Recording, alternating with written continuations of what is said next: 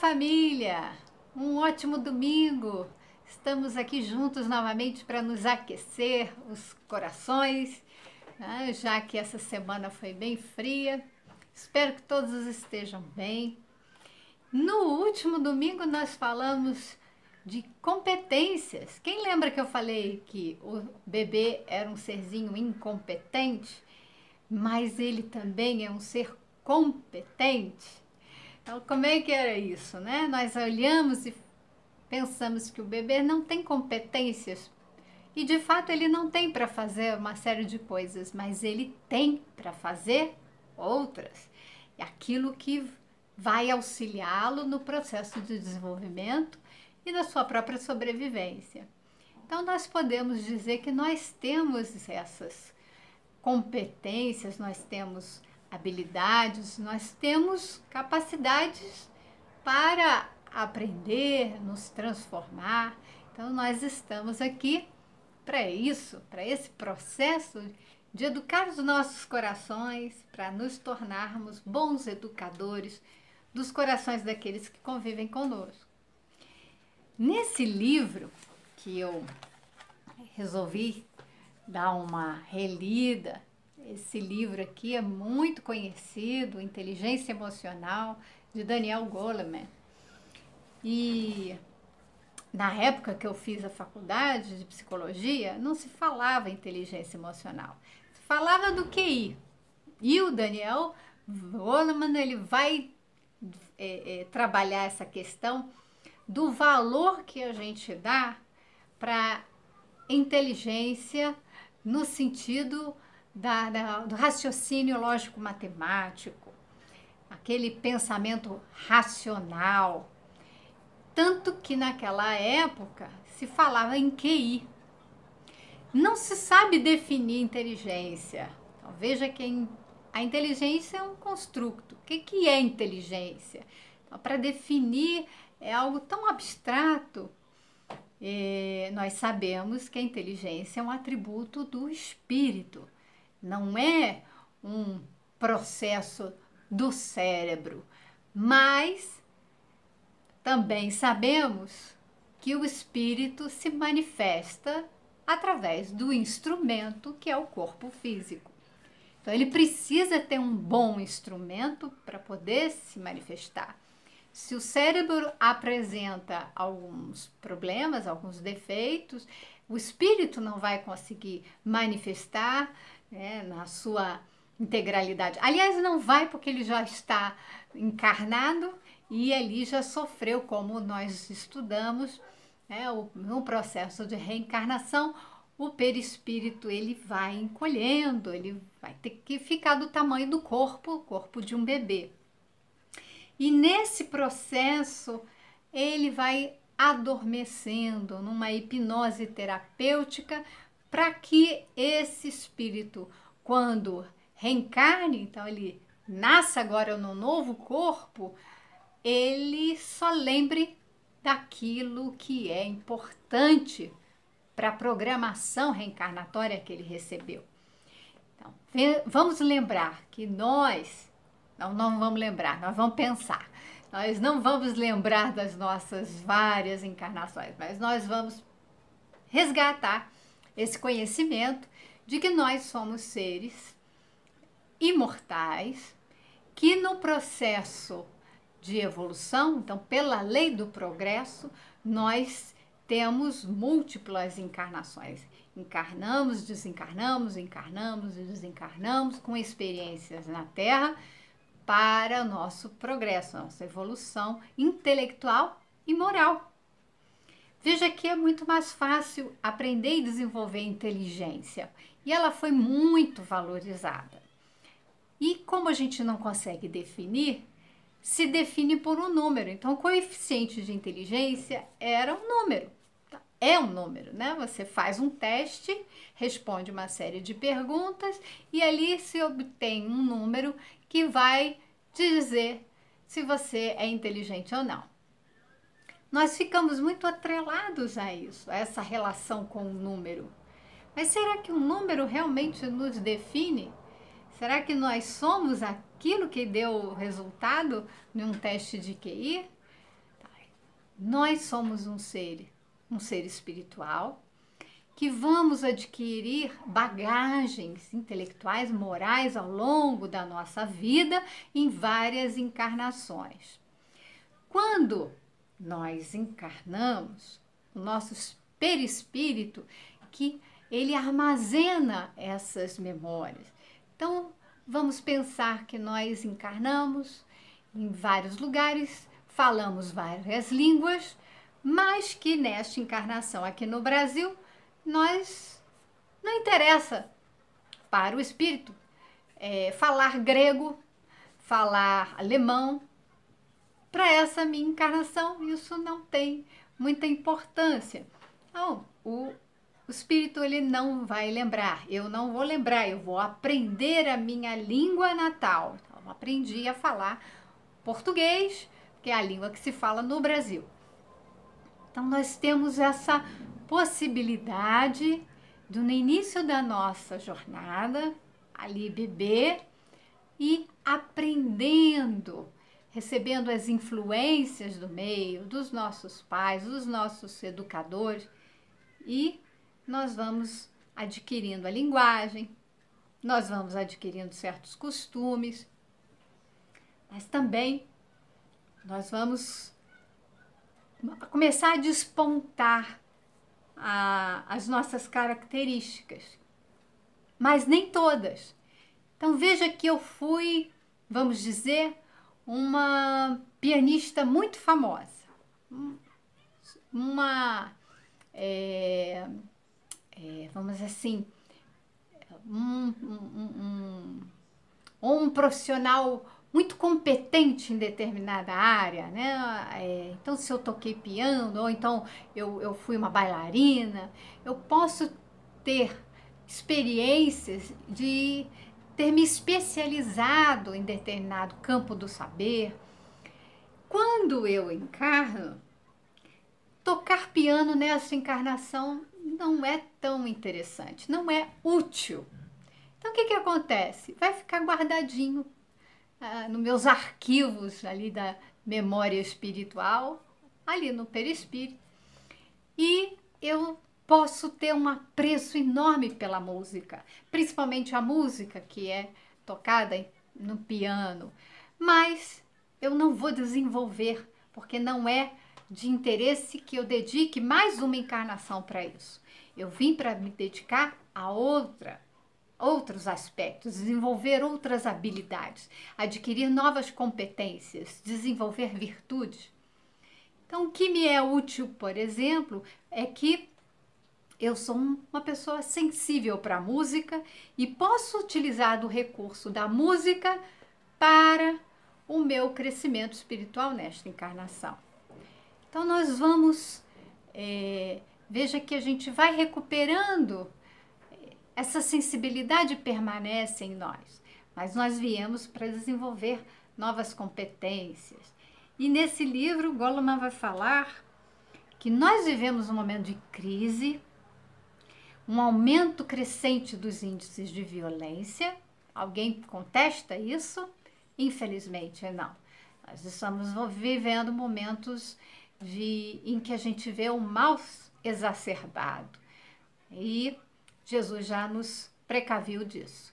Nós vamos viver momentos em que o mal vai aparecer no seu extremo, para que o quê? Para que o bem que esteja em nós, ele floresça, ele se manifeste, se sobreponha a todo o mal. Então, nós precisamos fazer o bem no limite das nossas forças. Também nos diz os Espíritos na obra do Livro dos Espíritos. Veja que, então, nós vivemos esse momento que ele vai dizer, né, da criminalidade, do suicídio, das drogas. Isso já tem mais de 2 décadas. Nós ainda permanecemos nesse momento. Sim, o momento de transição planetária é um período extenso em que nós vamos ver, né, efervescente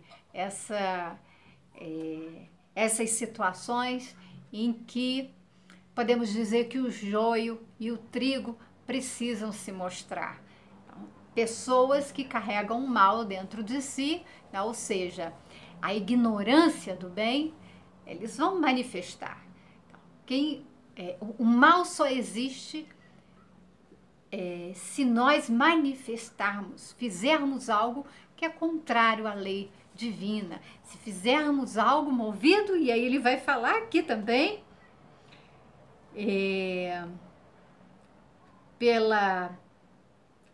o individualismo, né, que seria o egoísmo exacerbado, né, a competitividade cada vez maior, o isolamento e a deteriorização das relações sociais.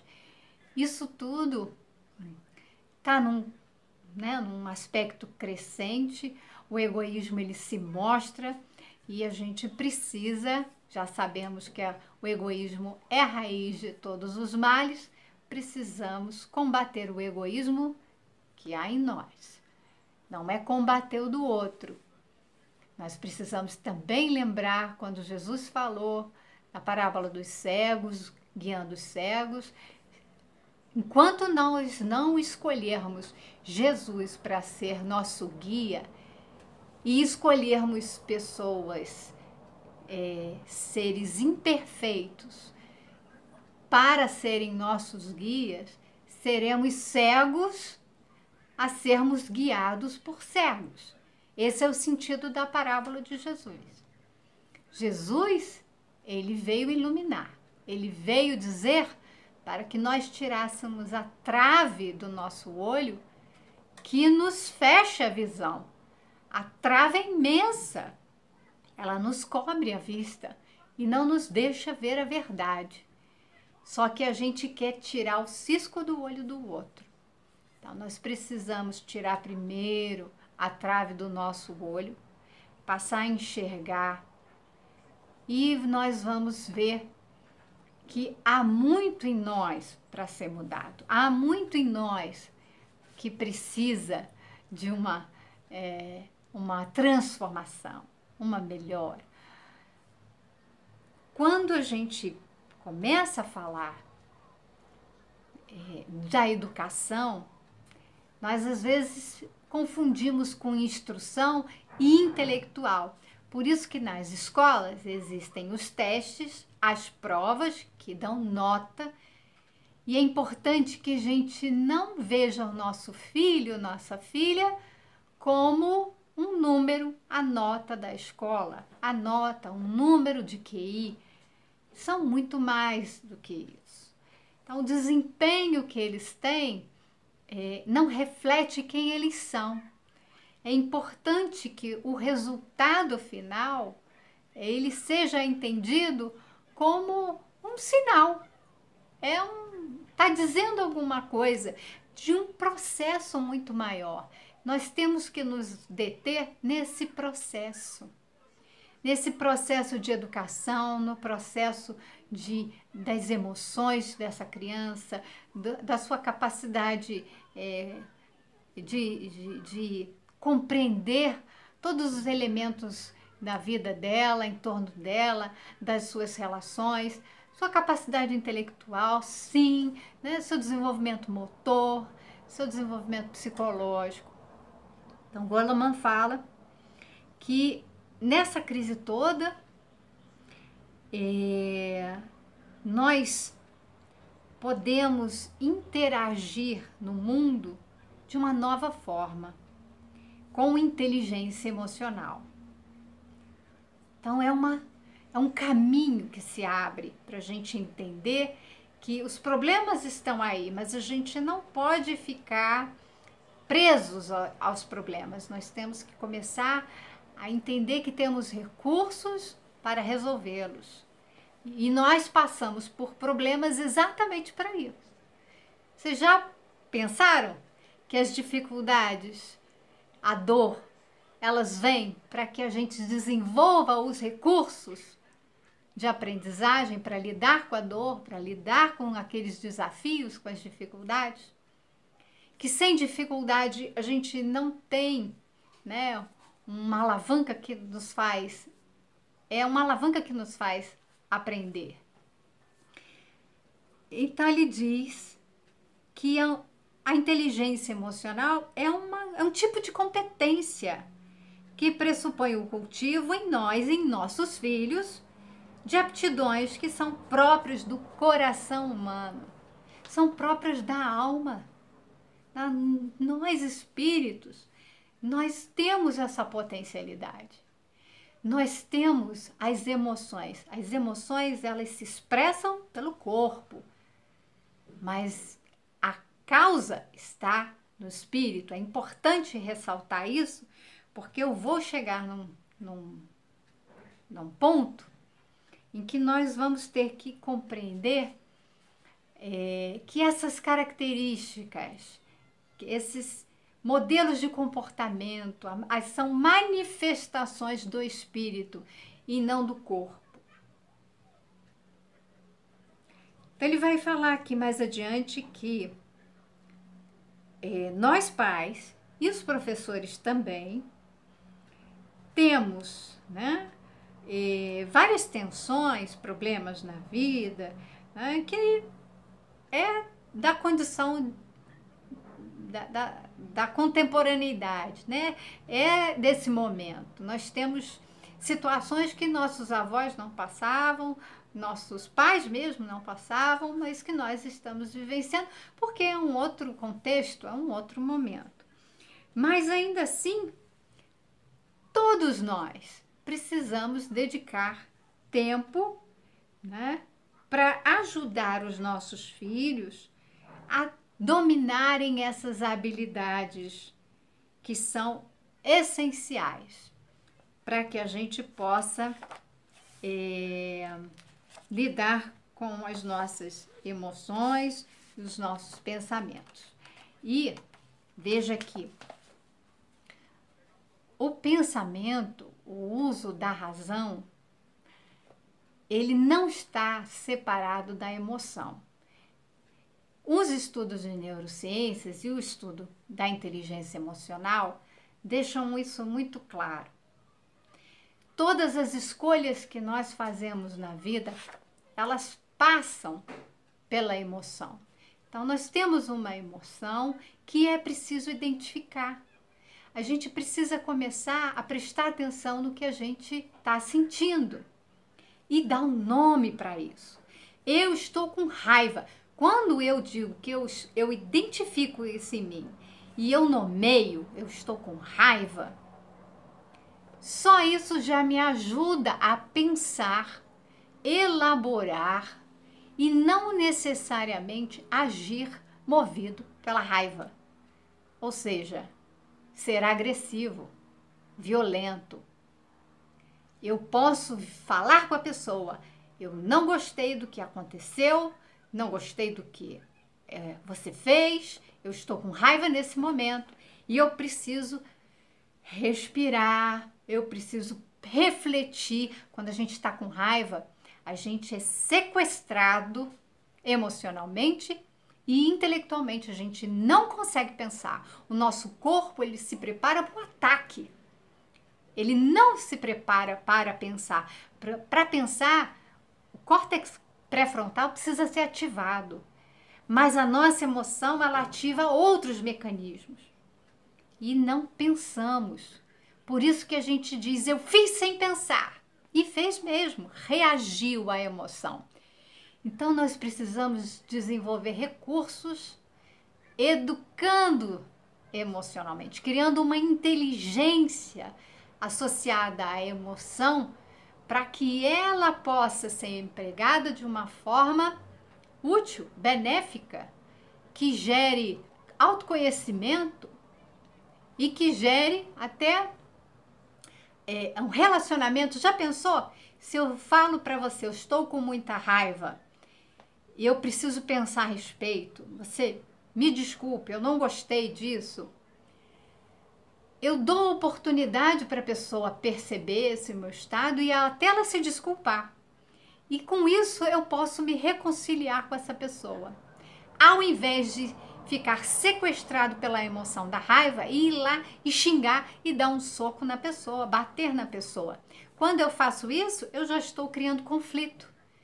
Mas quando eu identifico, nomeio e crio uma condição de conter a raiva para que eu não agrida o outro, mas que eu seja capaz de elaborar para algo que possa ser transformador, eu posso gerar uma conciliação.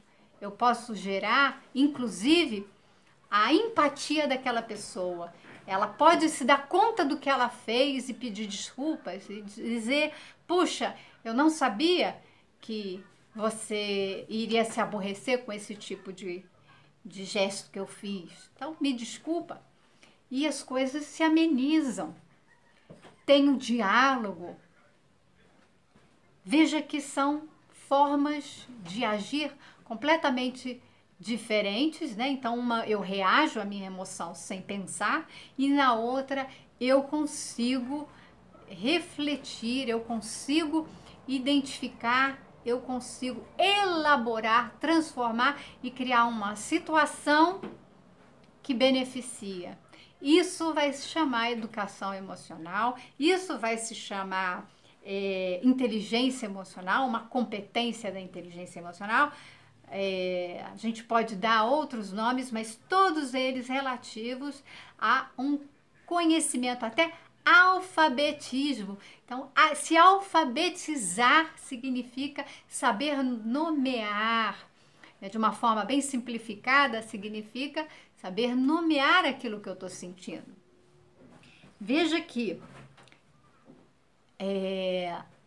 quando nós estamos sentindo algo, é preciso dar atenção, observar, porque nós podemos conduzir isso de uma forma que a nossa inteligência ela se beneficie num equilíbrio entre razão e emoção, eu faça boas escolhas. Quer ver? Como é que a gente escolhe um emprego, uma profissão, um companheiro, uma companheira para viver a vida com a gente? Uma decisão se vamos ter filhos ou não, né, na família, quantos filhos. Essas decisões só podem ser tomadas num equilíbrio entre razão e emoção. Porque emocionalmente eu estou envolvida, eu gosto de uma pessoa. Tomar a decisão por me unir a uma pessoa é tomar a decisão de não me unir a outra. Toda escolha tem também a escolha do não fazer, né? Eu faço uma coisa, eu estou abrindo mão de fazer outra. Então, tem essas relações em que a gente precisa refletir e com isso a gente vai pondo numa hierarquia de valores o que é mais importante para mim, o que me beneficia e beneficia o outro, ou que me beneficia, mas pode prejudicar o outro. Tudo isso a gente vai dar um nome que é ética. Nós vamos tomar decisões a partir de regras que nós vamos pensar, refletir a respeito, mas que vamos considerar aquilo que nós estamos sentindo. Quando o nosso sentimento ele não participa das nossas reflexões, nós não conseguimos decidir. Nós não sabemos definir o que é mais importante, o que tem valor para nós. Então, é muito importante que a gente perceba as nossas emoções e as emoções das nossas crianças. E veja que no capítulo de hoje, o capítulo que a gente vai já encerrar, esse capítulo 2, nessa criança com essa aparência de certa ingenuidade, é um espírito com uma bagagem muito grande. Mas como eu falei, ele vem com algumas características para serem trabalhadas nesta encarnação. Então, no período infantil, apresentará muito lentamente. Então, até os 7 anos, esse período de 7 anos é quando vai se concluir, né, um processo reencarnatório, quando a criança tem maior, vamos dizer assim, abertura para o contato com a espiritualidade, tem um amigo invisível, ela tem uma mediunidade natural, espontânea, que ela vê vozinho, vozinha, né? Amigos, enfim, ela pode ter esse intercâmbio com a espiritualidade até os 7 anos de idade com maior facilidade por conta desse processo reencarnatório estar se completando. Então, nós vamos, nesse momento, ter aquele esquecimento. Nesse esquecimento, essa hipnose terapêutica, como Emmanuel já falou, nós vamos ter a oportunidade de pequenininhos, bebês ainda, receber a educação, receber os ensinamentos, assimilar a cultura, assimilar os valores e, à medida que nós vamos crescendo, nós vamos manifestando as nossas tendências. Veja que ele fala do nosso verdadeiro caráter, tendências, sentimentos, hábitos, vícios e virtudes. Então, não é só vícios, né? As virtudes também, aquilo que nós trazemos, que eles vão começar a se mostrar aos poucos. Então, desde pequenininho a gente vê que uma criança tem um gêniozinho diferente do outro, um temperamento. Essa palavra tem sido usada bastante, inclusive, nos últimos tempos, e definida em 4 tipos: o sanguíneo, o colérico, o fleumático e o melancólico. Lembrei, são os 4. Existem combinações entre eles, um prepondera mais, então a pessoa que tem, a gente sabe, colérico, né, raiva, ela tem aquela energia para fora, né? Ela se relaciona, uma extroversão e tal, o sanguíneo também.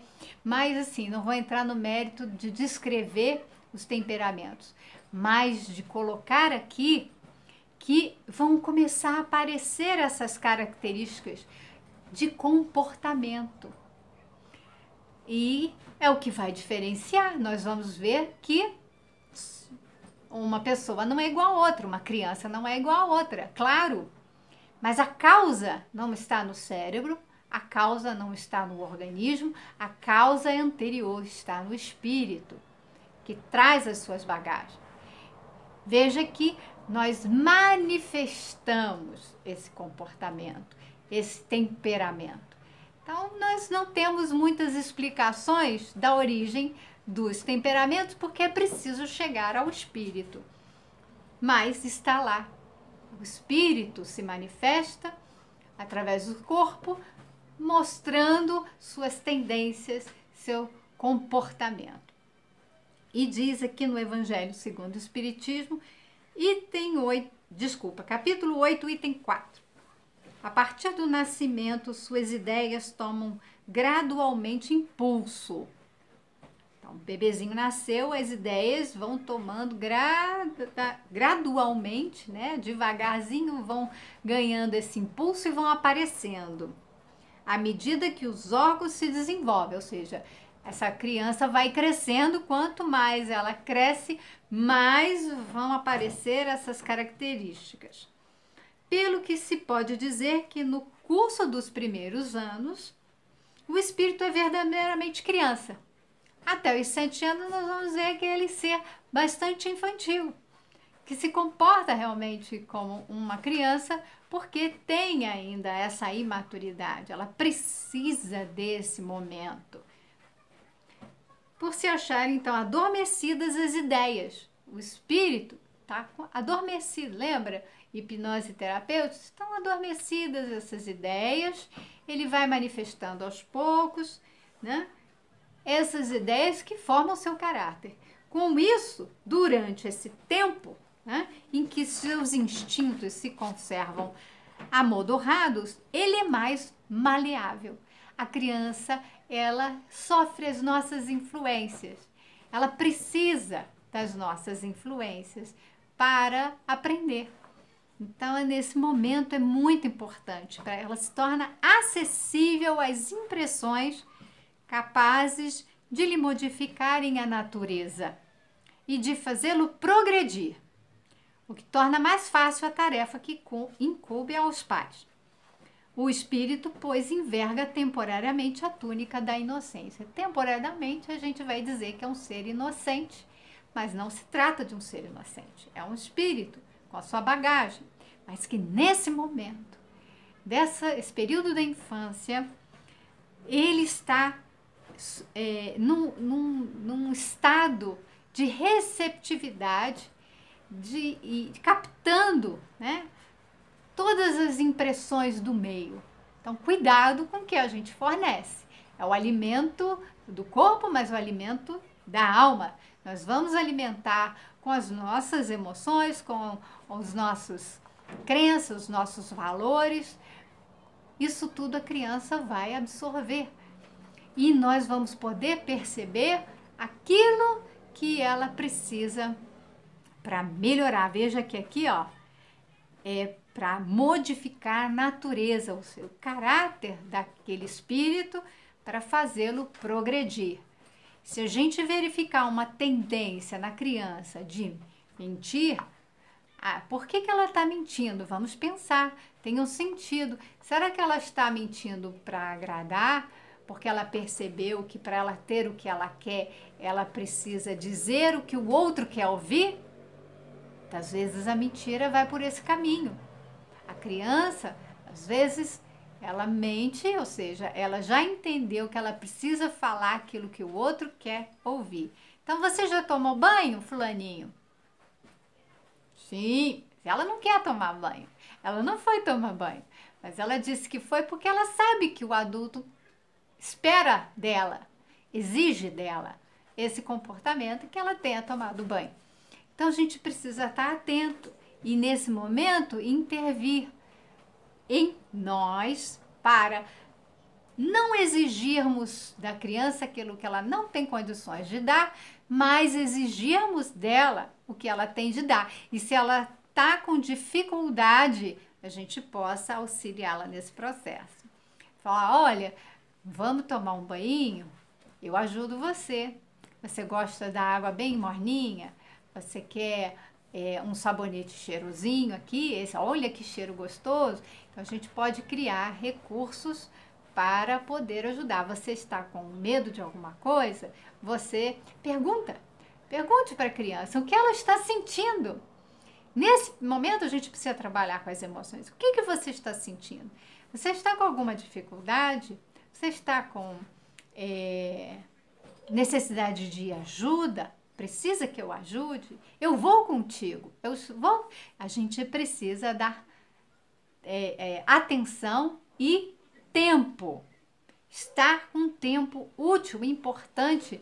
Se a criança precisa da nossa companhia para que ela desenvolva alguma atividade, porque ela está com medo ou porque ela simplesmente não quer, a gente pode estar com ela, falar, eu vou estar aqui contigo, eu vou te ajudar e transformar aquela atividade num momento agradável de pais e filhos. Então veja que o corpo da criança está em desenvolvimento, mas a criança tem a sua personalidade espiritual, já traz a sua bagagem. Então, essa personalidade é que precisa, nesse momento da infância, receber ali o nosso tratamento, o nosso investimento. Veja que nós não vamos estar com a intenção de manipular a criança para ela ser aquilo que eu quero que ela seja. Isso é manipulação. Eu vou educar a criança para passar para ela os valores que eu julgo importantes, mas para que ela seja capaz de pensar, identificar os seus sentimentos, para ela ter autonomia e passar a tomar decisões mais sensatas. Então, esse processo é muito importante. Veja que ele vai falar do mundo psicológico, né? A verdadeira identidade do espírito está escondida sob a túnica da inocência. Por isso, os pais esclarecidos no espiritismo precisam de muita atenção, observação, análise, prudência e muito amor espiritualizado para tratar com o mundo mental e moral do filho, a fim de ajudar na melhoria de seus sentimentos e ações. Então, nós temos que entender que pensamento, sentimento e ação estão os três conectados. Não dá para separar. Você quer uma ação bem feita? Nós temos que trabalhar os sentimentos, conectados com a reflexão, com o pensamento, para que a gente possa agir de forma competente, né? Sendo, vamos dizer assim, né? Ético, que é a palavra que eu gosto de usar. Quando a gente é ético, a gente respeita a si e ao próximo. É o amar ao próximo como a si mesmo. Eu faço escolhas que respeitam a convivência. Então ele segue dizendo, a análise psicológica reencarnacionista. Os pais espíritas enriquecidos na razão e no coração, pelos esclarecimentos da doutrina e do evangelho, precisam observar a criança pela análise psicológica reencarnacionista, somada a muito discernimento para não permanecerem dominados pela ilusão tão prejudicial no trato com o mundo íntimo dos filhos pequeninos. Veja que a gente não precisa ser psicólogo, mas nós vamos ter que tentar compreender como que a criança está pensando, o que ela está sentindo. Por isso que é importante que nós, pais, tenhamos um tempo para poder pensar nessas coisas, estudar essas coisas. Mas não basta estudar para ser pai e mãe. Isso tem sido muito aventado, né? Muito falado. É preciso estudar? É. Mas qual é a recomendação que os espíritos superiores nos dão? É preciso fazer o autoconhecimento.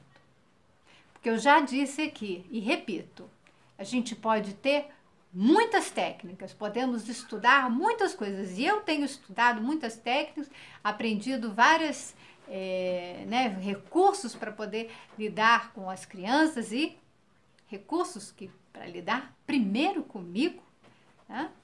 A gente tem que aplicar consigo mesmo. Mas essas técnicas, elas só vão funcionar se nós fizermos um trabalho de autoconhecimento. Se eu entrar em contato comigo mesmo, identificar aquilo que eu quero. Já perguntei, o que a gente quer do nosso filho? É obediência? Seja honesto. É obediência? Então você vai acabar manipulando o filho, a filha, para que ele seja obediente. Nem que isso signifique que depois na vida adulta ele não saiba fazer escolhas. Ele vai continuar tendo que perguntar para a mãe e para o pai, né? Ou para a família, ou para a esposa, ou para o marido, enfim, o que eu tenho que fazer, porque eu não sei o que fazer, eu não sei escolher, não sei tomar decisões, porque ele não sabe nem o que está sentindo. Isso é que é importante. E o Goleman ele vai ressaltar nessa obra. A gente tem dificuldade para tomar decisões e tomamos muitas vezes decisões erradas porque a gente acha que tem que pensar para ter um bom resultado. E esquece que a gente tem que identificar o que a gente está sentindo para poder tomar boas decisões. E se a gente se pergunta o que eu estou sentindo agora, não sei. A gente não sabe, é um analfabeto das emoções, dos nossos afetos. Afeto é o que nos move. Emoção é aquilo que nos move para a ação. Então, eu preciso, para tomar uma decisão e fazer algo, então, mover para uma ação, fazer algo, agir, de uma forma prudente, sensata, coerente, autêntica. Essa palavra é muito forte. Autêntica significa que aquilo que eu estou fazendo corresponde a quem eu sou. Eu só consigo fazer isso se eu sei quem eu sou, se eu sei o que eu estou sentindo. Então, o nosso problema já começa, né, lá de trás, quando a gente não sabe identificar o que está sentindo. A gente quer resolver o problema lá na frente, porque a gente quer o resultado logo. A gente quer o comportamento da criança daquele jeito. Eu quero que ela sente na mesa e fique quietinha, paradinha, comendo, não levante, não se mexa. Eu quero que ela sente, preste atenção na aula, que ela não se levante, que ela não se agite, que ela... Mas a gente não está considerando o que está se passando emocionalmente, no mundo psicológico, que estão as emoções, que estão os pensamentos, que vão definir ali as nossas ações, mas acima de tudo, vão mostrar quem nós somos. Por isso que está tudo conectado. Então nós temos que começar pela a identificar nossa emoção, desenvolver essa competência da inteligência emocional, nesse processo de autoconhecimento, para poder fazer essa educação da nossa alma, para poder chegar na alma do outro. Tirando a trave do nosso olho, a gente vai depois conseguir auxiliar o outro, né, no cisco que ele tem. Então, é um guia, como eu falei,